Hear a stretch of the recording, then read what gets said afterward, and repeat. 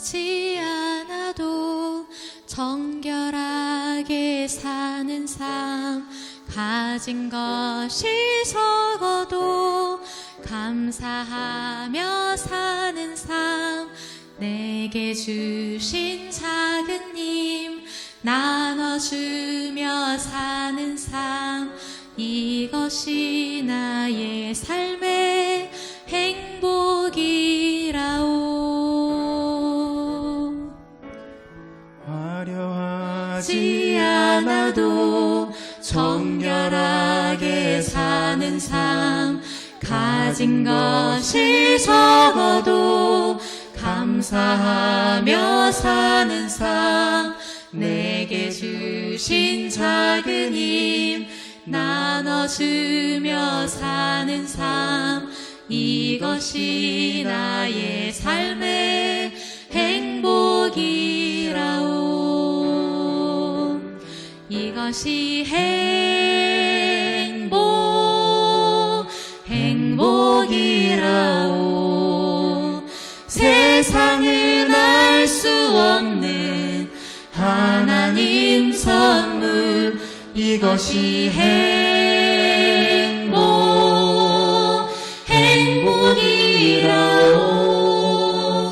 하나님의 자녀로 살아가는 것, 이것이 행복이라오.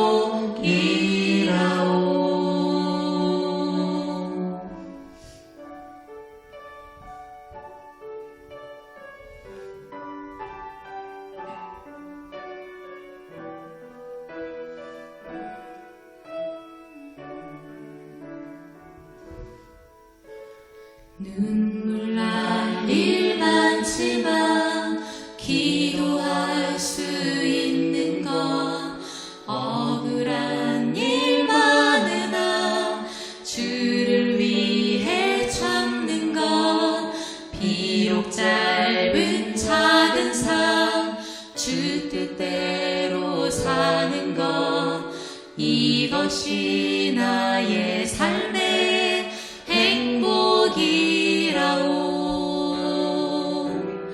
이것이 행복이라오.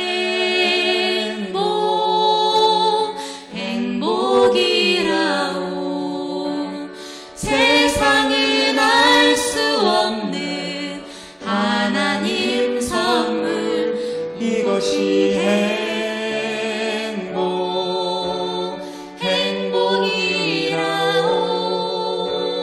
하나님의 자녀로 살아가는 것, 이것이 행복이라오. 이것이 행복이라오.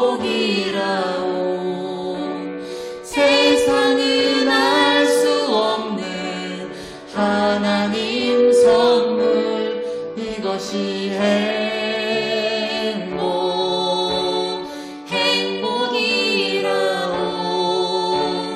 하나님의 자녀로 살아가는 것, 이것이 행복이라오.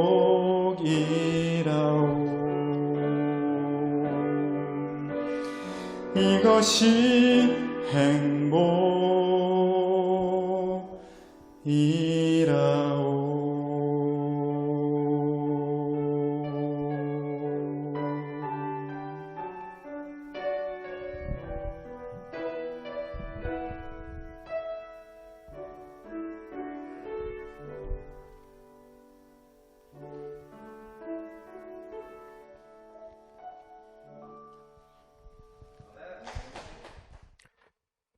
귀한 특장인에서 감사드립니다. 긴 연휴였습니다. 목요일하고 금요일까지 이제 휴가를 내신 분들은 내일까지죠. 아직 끝나지 않은 그런 긴 연휴였던 것 같습니다. 그런데 긴 추석 연휴가 끝나자마자 들려오는 안 좋은 뉴스가 있었습니다. 물론 개개인별로 듣게 되는 자신의 상황에 따라 안 좋은 뉴스들이 다를 수 있지만 그래도 공통적인 것 하나는 무엇인가 하면 아시는 것처럼 코로나 바이러스의 일일 확진자 숫자였습니다. 어제가 역대 최고였던 2,433명이었다고 합니다. 그런데 오늘 발표된 숫자는 이미 확인을 하신 분들도 계시지만 3,272명이었습니다. 지난 안식일 저희가 여기서 모여서 예배드렸을 때 지난 일주일 전에 확진자 숫자가 2,084명이었습니다. 그런데 오늘 3,272명이 된 것이죠. 일주일 만에 1,200명 정도 늘어난 숫자였습니다. 백신을 추석 전에 1차 접종은 그래도 70%는 마치겠다고 해서 마친 걸로 저희가 알고 있습니다. 많은 분들이 2차 접종을 마치신 분들도 계십니다. 마스크 여전히 쓰고 있고요. 거리두기 여전히 하고 있습니다. 모임도 자제하고 있습니다. 그런데 확진자 숫자는 계속해서 늘고 잡히지 않는 것이지요. 왜 그럴까요? 좀 잡혀야 될 때 아닙니까? 그렇게 얘기를 했잖아요. 그렇게 될 거라고. 근데 전혀 그렇지 않은 겁니다. 오히려 3,000명이 넘은 거죠. 왜 이렇게 바이러스가 잡히지 않을까 생각하고 있을 때 생각난 말씀이 있었습니다. 그것은 대쟁투라는 책에 나오는 말씀이었는데요. 이렇게 기록하고 있더라고요. 사탄은 지금도 역시 활동하고 있다. 사탄은 치명적 병독을 공중에 뿌림으로 수많은 사람들이 질병으로 죽게 한다. 이러한 일은 점점 더 빈번하고 비참해져 갈 것이다 라고 기록하고 있습니다. 지금 읽은 말씀은 아시는 것처럼 선지자를 통해서 우리에게 주신 예언의 말씀입니다. 마지막 때가 되면 이렇게 될 것이다 라고 말씀하신 그 부분을 제가 읽어드린 것이죠.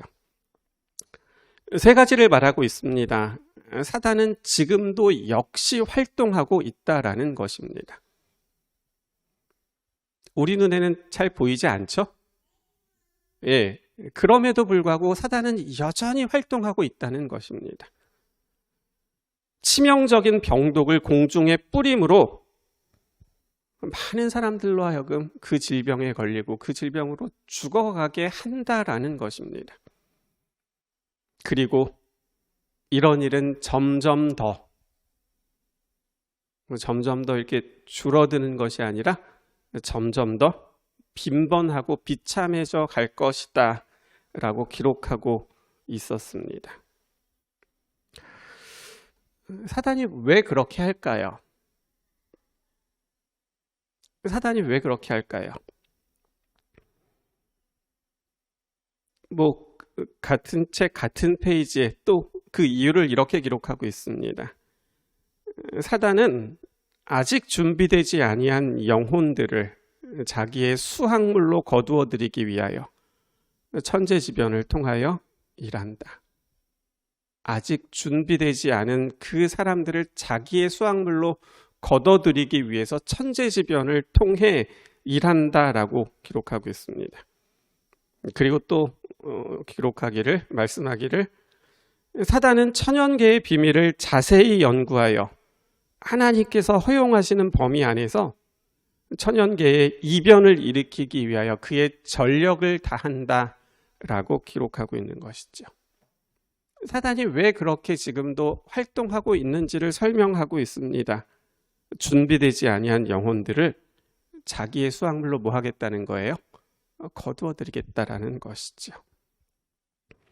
그래서 하나님의 백성들 가운데 있는 사람들이라 할지라도 이런 질병을 통하여 흔들고 그래서 자기 백성 삼기 위해서 여전히 그렇게 천재지변을 통하여 전염병들을 통하여 일하게 될 것이다라고 기록하고 있는 것이죠. 준비되지 않은 영혼들. 오늘 말씀의 제목이 여기서 나옵니다. 준비되지 않은 영혼들. 누구를 말하고 무엇을 말하는 것일까요? 또 이렇게 기록하고 있더라고요. 대쟁투 역시 589쪽입니다. 욥에게 고통을 주도록 허락을 받자 그는 얼마나 신속하게 양무리와 가축들, 종들과 가옥들과 자녀들을 휩쓸어 버리고 순식간에 재난이 계속해서 일어나게 하였는가? 라고 설명하고 있습니다. 사단이 이렇게 천재지변을 통하여 원하는 것은, 목적하는 것은 준비되지 않은 영혼들을 자기의 수확물로 걷어들이기 위해서 그렇게 활동하고 있는데, 그렇게 설명하면서 갑작스럽게 누구 얘기를 하고 있냐면 욥의 이야기를 하고 있습니다. 그래서 고개가 좀 갸우뚱해집니다. 준비되지 않은 사람들을 걷어들이기 위해서 활동한다고 했는데 왜 욥이 나오지?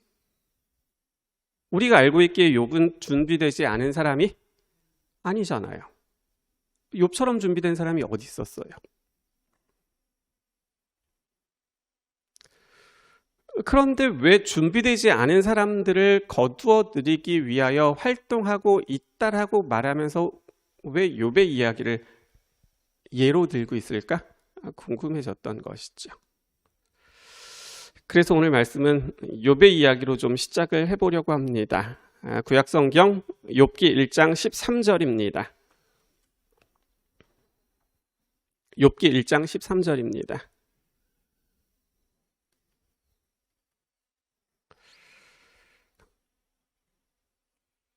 욥기 1장의 말씀은 여러분께서 많이 아시기 때문에 제가 길게 읽지 않겠습니다. 먼저 13절 말씀을 읽겠습니다. 하루는 욥의 자녀들이 그 맏아들의 집에서 음식을 먹으며 포도주를 마실 때에 사환이 욥에게 와서 아뢰되 소는 밭을 갈고 나귀는 그 곁에서 풀을 먹는데 스바 사람이 갑자기 이르러 그것들을 빼앗고 칼로 종들을 죽였나이다. 나만 홀로 피하였으므로 주인께 아뢰러 왔나이다. 16절이요. 그가 아직 말하는 동안에 또 한 사람이 와서 아뢰되 17절이요. 그가 아직 말하는 동안에 또 한 사람이 와서 말하되 그리고 18절이요. 그가 아직 말하는 동안에 또 한 사람이 와서 아뢰되 주인의 자녀들이 그들의 맏아들의 집에서 음식을 먹으며 포도주를 마시는데 19절이요. 거친들에서 큰 바람이 와서 집 내 모퉁이를 치매 그 청년들 위에 무너짐으로 그들이 죽었나이다. 나만 홀로 피하였으므로 주인께 아뢰러 왔나이다 한지라. 처음에 읽은 13절 말씀은 하루는 이라고 시작하고 있습니다. 하루는 한 종이 욥에게 와서 말하는 겁니다. 스바 사람들이 소와 나귀를 다 빼앗고 그 가축들을 돌보던 종들을 다 죽였습니다. 저만 겨우 피하여 여기 왔습니다. 그리고 그 사람이 아직 말하고 있을 때에 또 한 사람이 옵니다. 하늘에서 불이 내려와 양들을 다 불살라버렸고 다른 돌보는 사람들을 다 불태워 죽였습니다.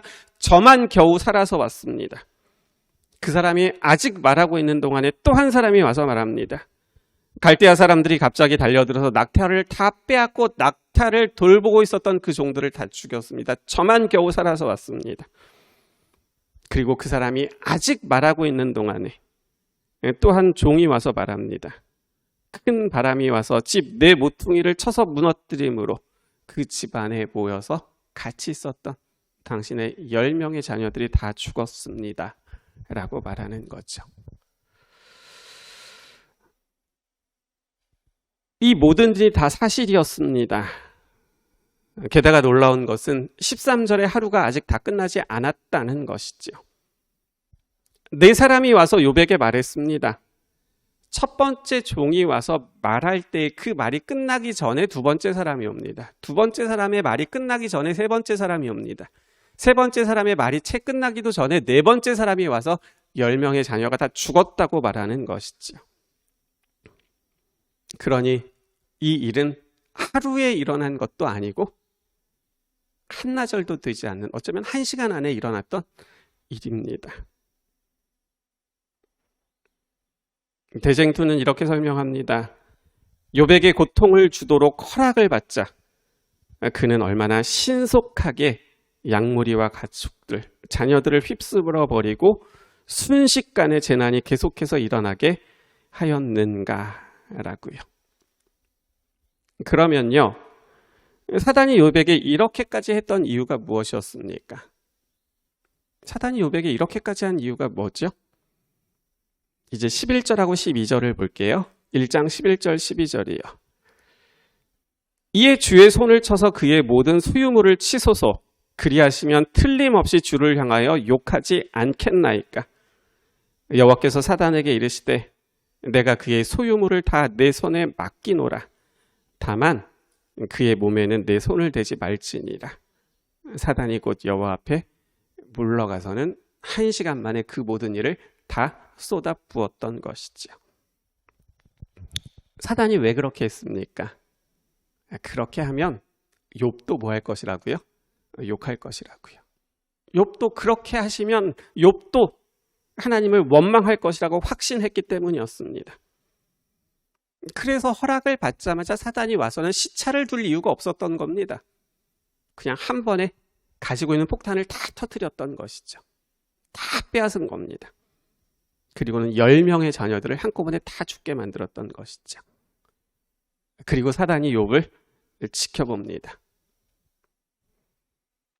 특별히 뭘 지켜보냐면 욥의 입을 지켜봅니다. 욥이 무슨 말을 할까 지켜보는 거죠. 혹시 욥이 혼잣말을 하던가 작은 소리로 말하면 못 들을까 봐 아주 주의해서 지켜봅니다. 한마디만 해라, 한마디만. 안절부절하면서 지켜봤을까요? 아니요, 그렇지 않습니다. 확신을 가지고 지켜봤습니다. 틀림없이 하나님을 욕하든지 적어도 원망을 할 것이라는 그런 스스로의 확신을 가지고 지켜보고 있었던 거죠. 같은 시간 하나님도 욥을 지켜보고 계십니다. 그러면 하나님은 제가 혹시 날 원망하면 어떡하지? 제가 너무 힘들어가지고 마음은 그렇지 않은데 혹 그냥 입으로라도 이게 좀 이상한 말 하면 어떡하지라고 하나님께서 되게 불안하게 보셨을까요? 그렇지 않습니다. 성경 주석은 이렇게 설명하고 있습니다. 욥이 시험을 받아도 여전함을 보여줄 수 있는 기회를 주셨다. 하나님께서는 사람들이 순수한 사랑 때문에 당신을 섬기리라는 것을 보여주기 원하셨다. 사탄의 비웃음이 옳지 못함을 입증하실 필요가 있었다라고 설명하고 있습니다. 그래서 사탄도 자기 나름대로 확신의 마음으로 지켜봤고 하나님도 확신의 마음으로 지켜보고 계셨던 거죠. 사단도 욥만 보고 있고 하나님도 욥만 지켜보고 계셨던 거죠. 어떻게 되죠? 기다렸더니 욥이 드디어 입을 열어 말하기 시작합니다.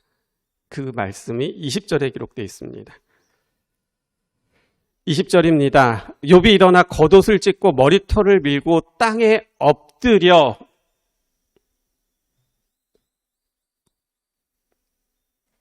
종들로부터 소식을 다 들은 욥이 일어납니다. 자녀들이 다 죽었다는 소식을 들었던 욥이 앉아있지 못하고 일어납니다. 겉옷을 찢습니다. 그리고 어떻게 할 수가 없으니까 머리털을 다 밀어버립니다. 그러자 사단이 어떻게 했을까요? 그 모습을 보고는 좋아합니다. 환호하기 시작합니다. 이제 됐다고 말합니다. 그런데 그렇게 머리털을 다 밀었던 욥이 머리털을 밀고 난 다음에 옷을 찢은 다음에 땅에 엎드리는 겁니다. 그리고 엎드린 욥의 입에서 나온 것은 여러분 성경에 어떻게 기록하고 있어요? 뭐라고 기록하고 있어요? 예배라고 기록하고 있습니다. 머리털을 밀고 땅에 엎드려 예배하며. 놀랍게도 욥의 입에서 나온 것은 원망과 욕함이 아니라 예배였습니다. 그 예배가 21절, 22절에 기록되어 있습니다. 이르되 내가 모태에서 알몸으로 나왔사온즉 또한 알몸이 그리로 돌아가올지라. 주시니도 여호와시요 거두시니도 여호와시니 여호와의 이름이 찬송을 받으실지니라. 이 모든 일에 욥이 범죄하지 아니하고 하나님을 향하여 원망하지 않았다. 이건 사단이 기대했던 말이 아니었습니다. 사단은 욥이 그렇게 할 거라고 생각하지 않았습니다. 그런데 욥은 정말 이렇게 예배합니다.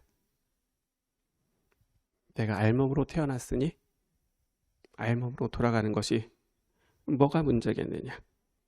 하나님께서 이 모든 것을 다 내게 주셨다. 다 하나님의 것이었다. 그런 의미, 이 시간에도 나는 그 하나님을 원망하지 않겠노라는 것이 그의 고백이었던 것이죠. 이렇듯이 욥은 준비된 사람이었습니다. 그래서 어떤 시험과 시련도 욥을 흔들 수 없었던 거죠. 사단이 실망했을까요? 실망합니다. 자기가 이길 줄 알았는데 졌던 거죠. 그런데 사단에게는 그렇게 욥의 입을 통하여 원망하게 나오게 하는 그것 하나의 목적만 있었던 것이 아니라 또 하나의 목적이 있었습니다. 그것이 앞에서 읽어드렸던 대쟁투에 나오는 설명이었습니다. 사단은 아직 준비되지 아니한 영혼들을 자기의 수확물로 거두어들이기 위하여 천재지변을 통하여 일을 한다라는 것이죠. 욥을 쓰러뜨리고 욥으로 하여금 원망하게 만드는 것이 첫 번째 목적이었지만 사단의 목적은 또 있었다는 겁니다. 그것만 있었던 것이 아니라 또 하나가 더 있었다는 것이죠. 그것이 무엇이었어요? 준비되지 않은 영혼을 그런 시련들을 통해서 자기 수확물로 얻게 되는 것이라고 말하고 있는 것이죠. 그런데 앞에서 살펴본 것처럼 우리가 아는 것처럼 욥은 준비되지 않은 사람이 아니라 준비된 사람이었습니다. 그래서 쓰러지지 않았습니다. 그런데 그 욥 곁에는 누가 있었어요? 욥 곁에는 준비되지 못했던 사람이 있었던 거죠. 이제 2장 8절 보세요. 2장 8절과 9절입니다.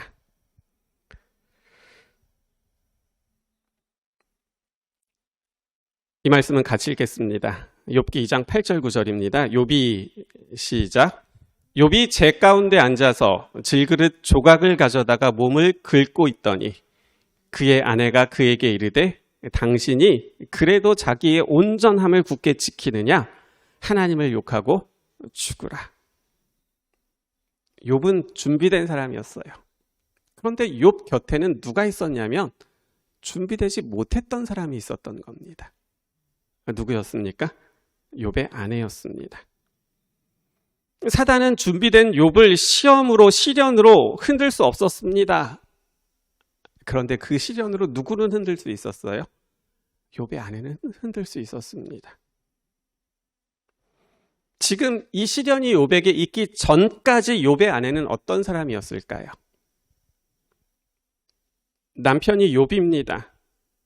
온전하고 정직하여 하나님을 경외하며 악에서 떠난 욥이었습니다. 그런 욥의 아내였습니다. 경제적으로는 어땠을까요? 양이 7,000마리입니다. 낙타가 3,000마리입니다. 소가 500결입니다. 암나귀가 500마리입니다. 그리고 종이 무수히 많습니다. 다 남편의 재산이고 자기의 재산인 거죠. 가장 부유한 사람이었습니다. 자녀는 어떻습니까? 돈이 많고 좋은 남편이 있어도 자식이 없으면 어떻게 돼요? 힘들어요. 누가 그랬어요? 아브라함의 아내였던 사라도 그랬었고요. 그날 라헬도 그랬었잖아요. 그리고 한나도 그랬었잖아요. 좋은 남편의 유복한 경제적으로 넉넉한 집안이었지만 그럼에도 불구하고 자기가 자녀를 낳지 못하면 여인은 그것 때문에 늘 힘들어하던 시대였잖아요. 근데 욥의 아내는 그렇지도 않았어요. 몇 명의 자녀를 낳았어요? 10명의 자녀를 낳습니다. 아들 7에 딸 3이 있었습니다. 그렇기 때문에 욥의 아내는 누구나 부러워하는 여자였고 어느 것 하나 부족함이 없는 여자였습니다. 신앙적으로도 사람들이 볼 때 전혀 문제가 없었습니다. 욥은 완전한 사람이었고 완벽한 사람이었고 욥의 아내도 역시 동일하게 사람들은 바라보고 있었던 것이죠. 욥의 아내 본인도 스스로 그렇게 생각합니다. 그런데 우리가 욥기 1장과 2장을 보면 욥의 아내는 자신의 신앙으로 준비되지 못한 사람이었음이 드러나게 됩니다. 왜 그렇습니까? 사탄이 와서 자기 남편을 흔들었을 때 욥의 아내는 자신의 믿음과 신앙으로 본인이 스스로 서 있지 못하다는 것을 드러냈었던 것이죠. 그래서 와서 남편에게 뭐라고 말하는 거예요? 차라리 욕을 하고 죽으라. 그렇게 말했던 것이죠. 사단은 욥은 흔들지는 못했지만 시험과 시련을 통하여 준비되지 않았던 욥의 아내는 자신의 수확물로 뭐하고 있었던 거예요? 거두어들이고 있었던 것이죠. 궁금한 것이 생깁니다. 하나님은 사단의 첫 번째 목적만 아셨을까요? 두 번째 목적은 모르셨을까요? 하나님은 욥이 흔들리지 않을 것은 아셨기 때문에 허락하셨습니다. 그럼 욥의 아내는 어떻습니까? 하나님께서는 그 시험과 시련을 허락하시면 욥은 흔들리지 않을지라도 욥의 아내는 흔들릴 수 있다는 것을 모르셨을까요? 그래서 사단이 와서 흔들면 욥의 아내는 자기 남편을 위로하기보다는 옆에서 힘이 되어주기보다는 차라리 욕하고 죽으라고 그런 말을 하게 될 것을 하나님 모르셨습니까? 하나님에게 있어서 욥은 중요한 사람이고 욥의 아내는 덜 중요한 사람이었습니까? 이렇게 생각하는 이유는 욥에게 닥친 시련과 시험 때문에 지금 한 영혼이 사단의 편으로 넘어갔기 때문에 그렇습니다. 그 시험과 시련으로 인해서 욥은 견고하게 섰지만 욥의 아내는 어떻게 된 거예요? 넘어가게 되었기 때문에 그런 것이죠. 그걸 하나님께서는 분명 아셨을 때 모르지 않으셨을 텐데 그럼 왜 허락하셨을까요? 이제 욥의 아내를 좀 찾아보겠습니다. 42장을 좀 보세요. 욥기 42장입니다.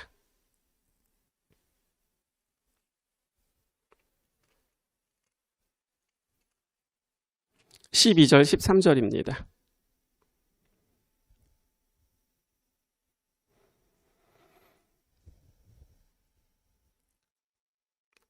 (42장) 12절 13절입니다. 여호와께서 욥의 말년에 욥에게 처음보다 더 복을 주시니 그가 양 14,000과 낙타 6,000과 소 1,000결이와 암나귀 1,000을 두었고 그리고 13절 보세요. 또 아들 7과 딸 3을 다시 두게 됩니다. 욥기 42장은 회복된 욥에 대해서 기록하고 있습니다. 욥의 모든 재산이 처음에 가졌던 것보다 딱 2배 더 늘었습니다. 그리고 다시 몇 명의 자녀를 낳게 돼요?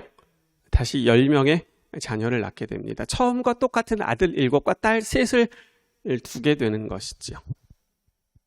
그러면요.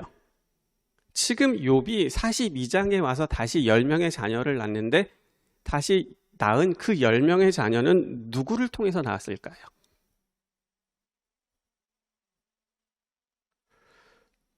뭐 욥이 혼자 아이를 낳을 수는 없잖아요. 그렇죠? 욥이 남자이기 때문에 누군가 여자를 통해서 아이를 낳아야 되는 거잖아요. 먼저 나왔던 10명은 욥기 2장에서 자신에게 아직도 그러고 있느냐? 하나님을 욕하고 죽으라고 말했던 그 여자에게서 앞에서는 10명의 자녀를 낳잖아요. 그리고 나서 시험이 다 끝난 다음에 회복된 다음에 42장에 와서 다시 7명의 아들과 딸 10명의 자녀를 똑같이 낳는 겁니다. 그러면 이번엔 누구를 통해서 낳았을까요? 새엄마, 그쵸? 예. 놀랍게도요. 42장에 나와서 다시 10명의 자녀를 낳았던 그 여자는 앞에 있었던 그 동일한 여자였습니다. 그러니까 두 번째 부인, 세 번째 부인이 아니었던 것이죠. 하나님을 욕하고 저주하고 죽으라고 말했던 그 아내, 첫 번째 아내, 하나밖에 없는 그 아내가 다시 10명의 자녀를 낳았다는 것입니다. 정말 그 아내가 맞습니까? 19장 보세요. 17절이요. 욥기 19장 17절이요.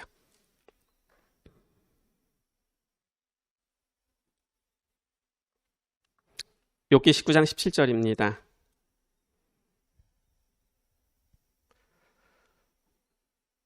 무슨 말씀이 있죠? 내 아내도 내 숨결을 싫어하며. 19장은 아직 고난당하고 있었던, 고통 중에 있었던 욥의 이야기입니다. 아직도 고난당하고 있습니다. 그런데 욥이 뭐라고 말하고 있냐면 내 아내가 내 숨결을 뭐하고 있다는 거예요? 여전히 싫어하고 있다는 것이죠. 여기 나오는 아내는 누굴까요? 주목할 것은 성경 주석은 이 말씀을 이렇게 설명하고 있습니다. 욥기 전체를 통하여 욥의 아내는 한 사람만 언급되는데 그가 분명히 일부 다처제가 보편화된 시대에 살았던 점을 감안하면 그것은 아주 주목할 만한 사실이다라고 설명하고 있습니다. 그러니까 아시는 것처럼 욥이 살았던 그 시대는 일부 다처가 뭐 권장되는 것은 아니고 하나님께서 그렇게 하라고 말씀하신 것은 아니지만 그래도 성경에 보면 그런 이야기들이 많이 나오던 시대였습니다.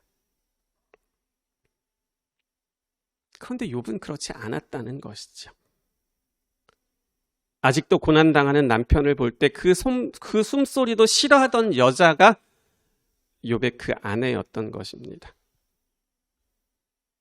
욥기 2장에서 욕하고 죽으라 그렇게 소리쳤던 그 아내가 뭐하지는 못한 거예요.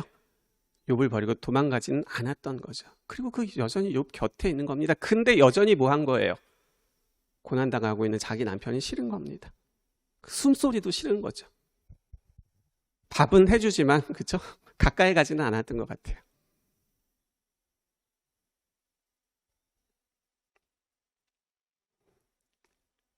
여전히 사단의 편에 서 있는 모습입니다. 그런데 그랬던 그 아내가 42장에 다시 등장을 하게 되는 겁니다. 아무런 설명은 없습니다. 결과만을 보여줍니다. 다시 10명의 자녀를 낳았다는 것이죠. 설명은 없지만 우리는 충분히 생각할 수 있습니다. 아직도 고난당하는 남편 욥을 여전히 이해할 수 없었습니다. 그래서 골마 터지고 썩어가는 살들과 고통으로 인하여 나오는 그 숨소리를 좋아할 수 없었습니다. 그래도 떠날 수는 없었습니다. 계속해서 때로는 욕하면서도 이해가 되지 않는다고 짜증을 내면서도 숨소리도 싫다고 그런 말은 하면서도 떠나지는 못했던 것이죠. 그런데 어느 날 하나님께서 자기 남편 욥을 다시 회복시켜 주시는 모습을 자기 눈으로 보게 됩니다. 그리고는 욥의 아내가 회복되어지는 자기 남편의 모습을 보면서 깨닫게 되는 겁니다. 그리고 이 아내가 그렇게 회복시켜 주시는 하나님을 고통 가운데 있었던 그 고통에서 회복되는 자기 남편을 통해서 만나게 되는 겁니다. 그리고는 그 결과 다시 10명의 자녀를 낳게 된 것이죠. 하나님께서 다시 욥의 아내의 태를 열어주셔서 10명의 자녀를 낳을 수 있었고 다시 생명을 주시는 축복을 하나님께로부터 받게 되었던 것이죠. 그래서 우리는 앞에서 가졌던 질문에 대한 답을 얻게 됩니다. 하나님은 욥이 흔들리지 않을 것을 아셨습니다. 그럼 욥의 아내는 어떻습니까? 욥의 아내는 흔들려서 사단의 편에 설 것을 아셨습니다. 우리는 생각합니다. 그렇다면 그렇게 흔들릴 것을 아셨다면 욥만 생각하시는 것이 아니라 욥의 아내를 생각하셔서라도 그 시험을 허락하지 말으셨어야 하는 것 아닙니까? 라고 우리는 그렇게 생각합니다. 이것이 우리가 가진 질문이었습니다. 이제 우리는 답을 얻게 됩니다. 하나님은 욥만 아셨던 것이 아니라 하나님에게는 욥만 귀한 것이 아니라 욥의 아내도 하나님에게는 아주 귀한 자녀였습니다. 그런데 하나님께서 보셨을 때 욥의 아내는 시험과 시련으로 흔들릴 것을 아셨습니다. 사단의 편에 서게 될 것을 보셨습니다. 그리고는 사단이 원하는 말을, 하고 싶은 말을 대신해서 말하게 될 것도 아셨습니다. 그런데도 하나님은 사단이 욥을 흔드는 것을 허락하셨습니다. 왜 그렇게 하셨습니까? 욥의 아내는 중요하지 않기 때문에 그렇게 하셨습니까? 아니요. 욥이 시험을 받는 일이 욥의 아내에게는 영적으로 더 큰 시련이 될 줄을 아셨지만 그 시련을 통하여 지금까지 남편의 신앙으로 살았다면 그 시련을 통하여 이제는 남편의 신앙을 의지하는 그러한 신앙이 아니라 자기 신앙으로 서게 될 것을 아셨기 때문에 그렇습니다. 남편의 신앙으로 계속해서 사는 것이 아니라 고난당했던 자기 남편의 모습을 보고 그 다음에 그 자녀는 본인의 자녀이기도 하잖아요. 잃었던 그 10명의 자녀들의 그 슬픔 가운데서 일어설 수 없는 자기 자신을 다시 회복시켜 주시는 하나님을 이 여인이 개인적으로 만나게 되었다라는 것이죠. 하나님께서 보신 것은 거기까지였습니다. 시련과 시련이 주어지지 않는다면 욥은 계속해서 온전한 삶을 살았을 것이고 욥의 아내는 그저 계속해서 누구 신앙으로요? 자기 남편의 신앙으로 그렇게 살았을 겁니다. 시험과 시련이 주어지지 않아서 그렇지 힘든 일이 생기면 하나님을 욕하고 떠날 수 있는 그러한 연약한 믿음 가운데 있다는 사실을 여전히 모른 채 살아갔을 것입니다. 그래서 하나님께서는 욥만 보셨던 것이 아니라 누구까지 보셨던 거예요? 욥의 아내까지 보셨던 겁니다. 그래서 허락하셨던 것이죠. 준비된 욥을 통하여 준비되지 못했던 욥의 아내도 자신의 믿음으로 회복될 것을 하나님께서는 보셨기 그랬기 때문에 허락하셨다는 것이죠. 지금 우리가 살아가고 있는 이 시대가 마지막 때인 것은 맞습니다. 이건 이 마지막 때라는 말은 교회 다니는 사람들만 하는 것이 아니더라고요. 교회 다니지 않는 사람들도 마지막 때라고 이야기합니다. 식량을 연구하는 사람들은 식량 때문에 마지막이라고 이야기하고 기후를 연구하는 사람들은 기후 때문에 마지막이라고 얘기하고 전쟁을 연구하는 사람들은 전쟁 때문에 마지막이라고 다 그런 마지막이라는 말을 사용하는 때 우리가 살아가고 있습니다. 마지막 때가 맞다는 거죠. 그렇기 때문에 사단은 코로나와 같은 전염병과 천재지변으로 더 활동하고 있는 것도 맞습니다. 더 활동하는 것이죠. 더 활동하게 되는 것이죠. 사단의 목적은 바뀌지 않습니다.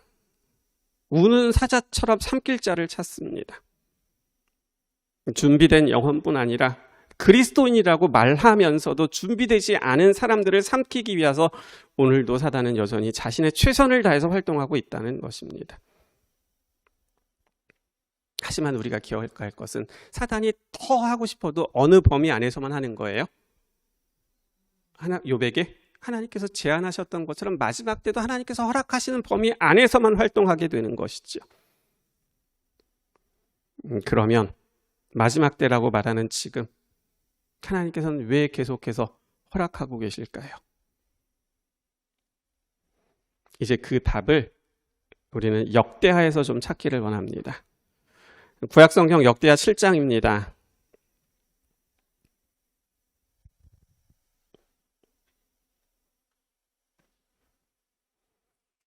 역대하 7장 14절입니다.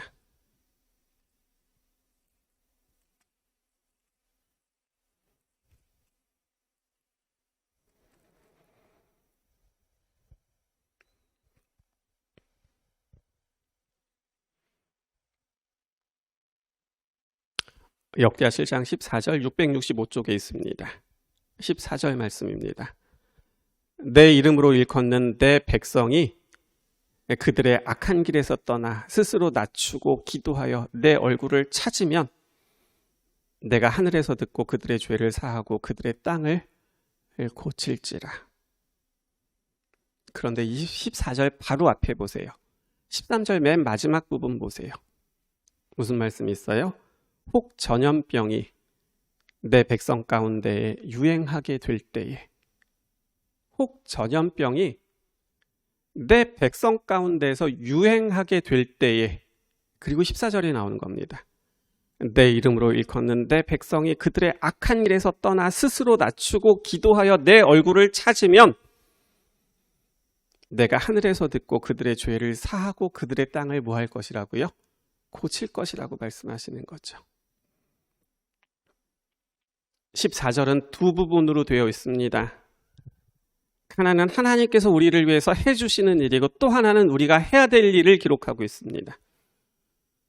하나님께서 우리를 위해서 해주시는 일을 어떻게 기록하고 있어요? 그들의 죄를 사할 것이다. 그들의 땅을 뭐 할 것이다?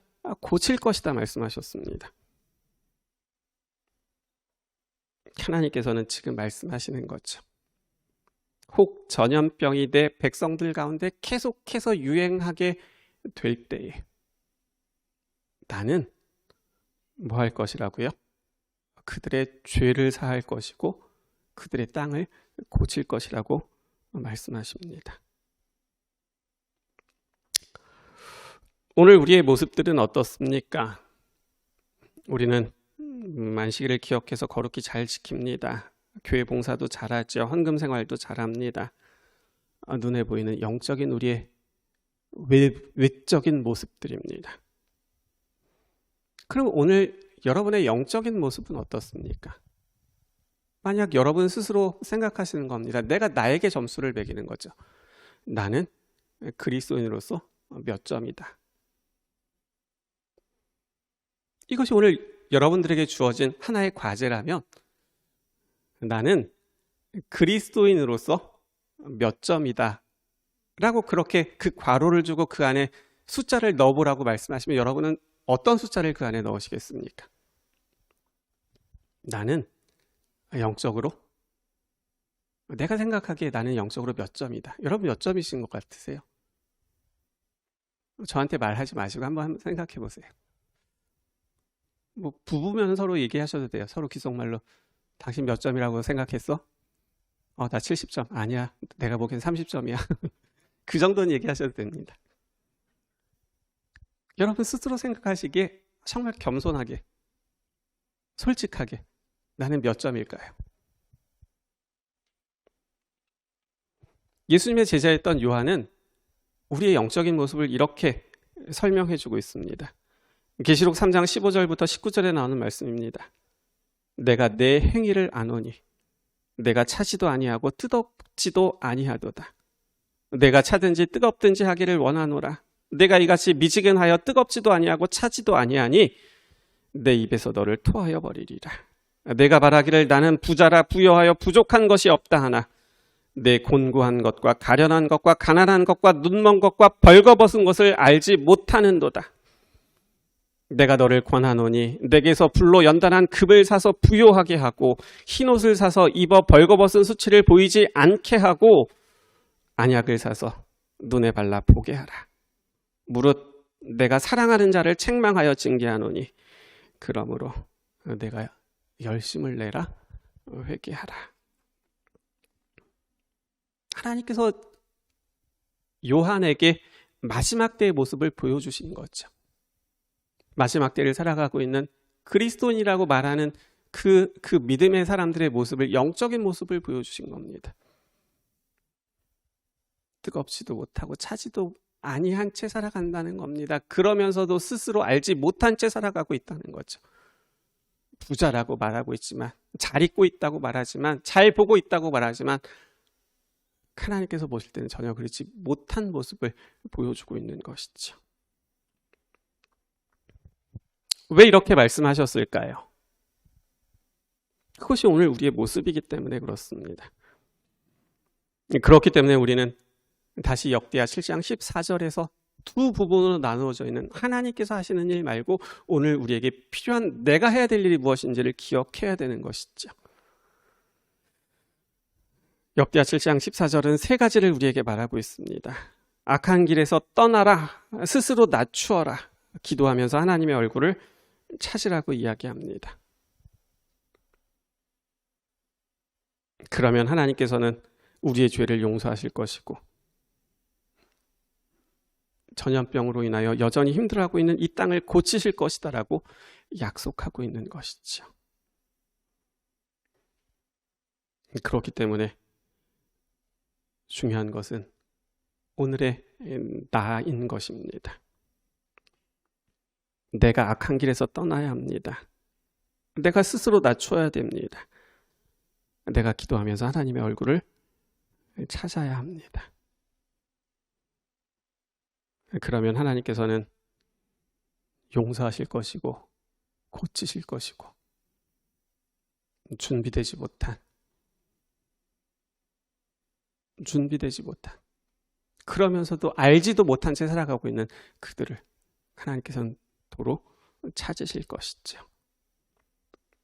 그렇기 때문에 우리의 기도가 바뀌어야 합니다. 하나님, 왜 이렇게 전염병이, 바이러스가 사라지지 않고 여전히 우리를 힘들게 합니까? 하나님, 제발 그것들이 좀 빨리 사라지게 도와주셔서 우리가 다시 교회에서 모여서 예배드릴 수 있도록 도와주시고 우리가 좀 자유로울 수 있도록 도와주시고 예전 삶을 회복할 수 있도록 도와주세요. 그렇게 기도하는 것이 먼저가 아니라 바뀌어야 될 우리의 기도는 오늘 내가 떠나야 될 나의 악함이 무엇인지를 바라보고 기도할 수 있어야 하고 내가 스스로 낮아질 수 있기를 기도할 수 있어야 되고 오늘 내가 기도하면서 하나님의 얼굴을 찾을 수 있기를 기도할 수 있어야 한다는 사실이죠. 하나님은 우리의 죄를 용서하시고 이 땅을 분명히 고쳐주실 것을 이미 약속하셨습니다. 내가 하늘에서 듣고 그들의 죄를 사하고 그들의 땅을 고칠 것이다.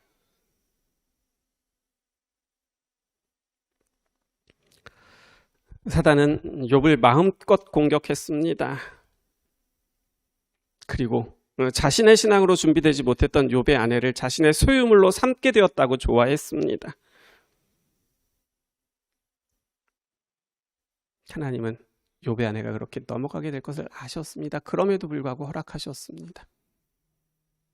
이유는 그 시련을 통하여 욥의 아내가 자신의 영적인 모습을 바로 볼 수 있고 깨달을 수 있도록 도와주셨고 그리고는 다시 회복시키시는 하나님의 은혜를 통하여 이제는 자기 하나님을 만날 수 있도록 인도하셨던 것이죠. 남편의 믿음이 아니라 자기 믿음으로 준비될 것을 보셨기 때문이었습니다. 우리가 겪고 있는 코로나19의 위기가 참 힘듭니다. 사단도 마지막 때라는 것을 알기에 그래서 자기의 때가 얼마 남지 않은 것을 더 알기에 사단은 절대로 느슨하게 하지 않을 겁니다. 더 세게 할 겁니다. 사단이 왜 느슨하게 하겠습니까? 더 세게 할 겁니다. 더 공격할 겁니다. 오히려 하나님 앞에 더 쎄를 쓰면서 하나님 조금 더 허락해달라고 그 허락의 범위를 더 넓혀달라고 이야기하면서 더 많이 공격할 겁니다. 그게 사단이 할 일이니까요. 그래서 대쟁투는 점점 더 빈번하고 비참해질 것이라고 기록하고 있는 것이죠.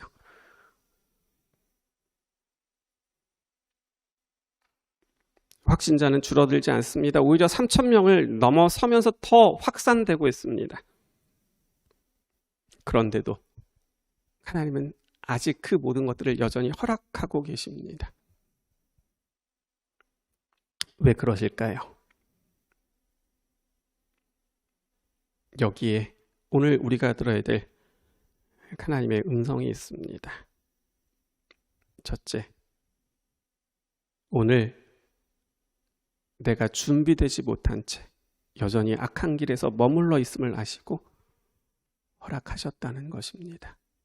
둘째, 아직도 내 믿음이 아니라 아내의 믿음, 부모님의 믿음으로 살아가고 있는 내가 이제는 나의 믿음으로 준비될 수 있도록 하시기 위하여 허락하시고 계시다라는 것입니다.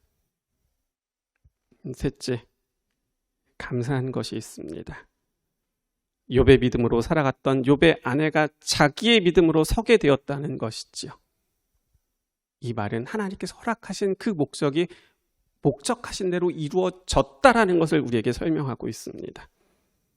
그렇기 때문에 넷째, 하나님은 아직 준비되지 못한 한 사람도 절대 포기하지 않으시고 다 찾아서 구원하시기 위하여 오늘도 허락하고 계시다라는 사실을 우리는 기억할 수 있어야 합니다. 그리고 마지막으로 다섯째, 오늘 그렇게 오늘도 찾으시기 위하여 준비되지 못한 채, 하지만 준비되지 못했다는 것도 깨닫지 못한 채 살아가고 있는, 영적으로 내가 벌거벗었는지 입고 있는지도 알지 못한 채 그냥 그렇게 습관적으로 유전적으로 그렇게 신앙생활하고 있는 우리들을 찾으시기 위하여, 절대 놓치지 않기 위하여 오늘도 이런 일들을 우리에게 허락하시는 하나님의 사랑을 바라볼 수 있는 우리 모두가 되시기를 간절히 바랍니다. 준비되지 못한 사람, 하지만 하나님은 그 준비되지 못한 사람이 준비되고, 그래서 하나님께서 구원하실 수 있도록 오늘도 바라보시면서 생각하신다는 사실을 오늘 이 아침 꼭 기억하게 되시는 우리 모두가 되시기를 바라면서 오늘 말씀을 마치겠습니다. 하나님께서는 마지막 때 사단이 어떻게 활동할 것인지를 아셨습니다. 자신이 할 수 있는 최선의 능력을 다하여 천재지변과 전염병들을 통하여 활동하게 될 것을 아셨던 것이죠. 그래서 하나님께서는 역대하에 이렇게 미리 말씀에 기록해 두셨습니다. 혹 전염병이 너희들 가운데 유행하게 되면 너희는 깨닫고 이렇게 기도해야 돼 라고 가르쳐 주신 겁니다. 그러면 내가 너희 죄를 사할 것이고 그 땅을 내가 고칠 것이야 라고 말씀해 놓으셨던 것이죠. 그리고 지금은 그런 전염병들이 온 세상을 휘덮고 있고 사람들이 최선을 다하여 막아보려고 하지만 전혀 효과를 보지 못한 채 오히려 확진자는 더 늘어나고 있는 모습을 바라보게 됩니다. 그런데 오늘 우리는 어떻게 살아가고 있습니까? 어떻게 기도하고 있습니까? 빨리 끝났으면 좋겠다. 불편하다. 빨리 여행 가고 싶다. 빨리 예전처럼 그렇게 모임하고 싶다.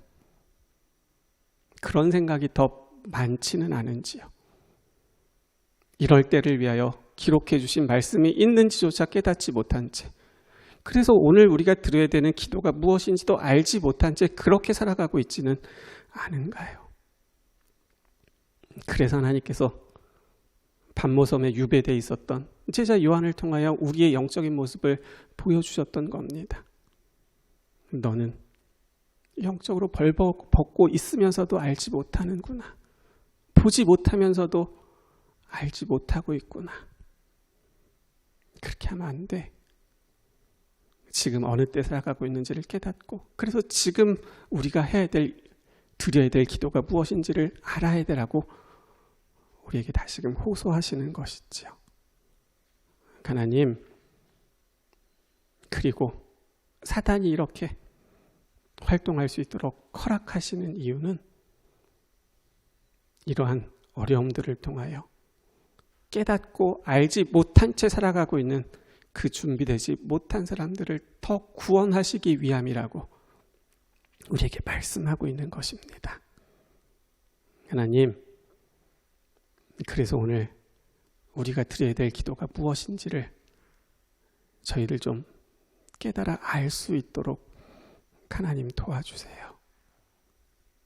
지금 우리가 여전히 머물러 있는 그 악한 길에서 떠날 수 있기를 기도하게 도와주시고, 우리 자신들이 정말 겸손할 수 있기를 기도하게 도와주시고, 하나님의 얼굴을 찾으며 기도할 수 있는 우리들이 될 수 있도록 하나님 도와주세요. 그러면 내가 너희의 죄를 사할 것이고 내가 고칠 것이라고 약속하셨으니 이제는 죄를 사하시고 구원하시는 은혜와 정말 그 모든 질병들을 고치시는 하나님의 능력을 우리도 지금 우리가 살아가고 있는 지금 바라보고 경험할 수 있도록 하나님 도와주세요. 우리가 그렇게 기도하게 된다면 고치실 것이라고 약속하셨고 그 은혜를 아직 하나님을 바라보지 못하는 많은 사람들이 더불어서 경험하게 될 것이고, 그렇게 된다면 준비되지 못했던 그들을 하나님께서는 우리를 통하여 그들도 구원하려고 하신다는 사실을 저희를 좀 알 수 있도록 하나님 도와주세요. 아버지, 이제 저희들에게 무엇을 기도해야 될지를 가르쳐 주셨으니 이제는 그렇게 기도하기로 결심하는 저희들 될 수 있도록 도와주시고, 그래서 사하시고 고치시는 은혜를 받을 수 있는 우리 모두 되게 도와주시기를 예수님의 이름으로 간절히 기도드립니다. 아멘.